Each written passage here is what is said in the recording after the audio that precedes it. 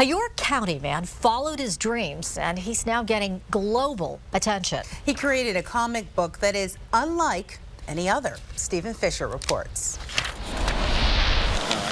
Inside Planet X Comics in York, you'll find your traditional comics. Batman, Superior Spider-Man, Justice League, Deadpool. We get some neat titles in now. But there's one comic book on these shelves that stands alone. Michael, you're too loud. He said, sorry, I'm excited. His name may be unknown, but his story is starting to open some eyes. Great. I definitely see it has the potential to further grow. Hi written on it. David Cott's love for comic books dates back to his childhood, Here we have giving him the ability to lose himself in a fantasy world with endless possibilities. Then they find the airship. Never did he imagine he would one day create his own. I've had more success with a comic book than I've ever had professionally. David, a former therapist, now creator of Face Value Comics, a science fiction steampunk comic that has already sold close to 1,000 issues in less than 2 months. It's rather surreal. Sometimes I feel like I'm living in a comic book. David took a risk and wanted his comic to be different. We come right out and say our main character has autism.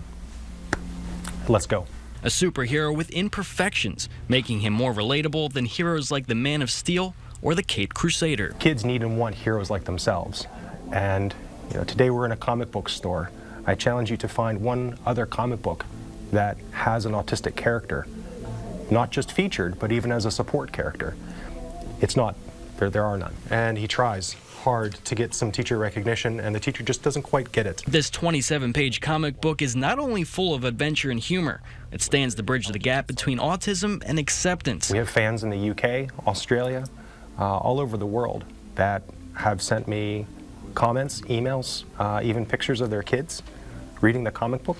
So many families that have told us their stories and how, and with gratitude, that we wrote it. It could be viewed as a risk, creating a superhero with autism, but David draws from his own life. Some people would think that a person with autism couldn't write a comic book. They're wrong.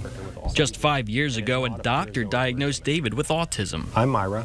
I'm autistic too, but there's a lot more to me than just a label. For me, it was more of an aha moment that helped me understand why some social situations were difficult.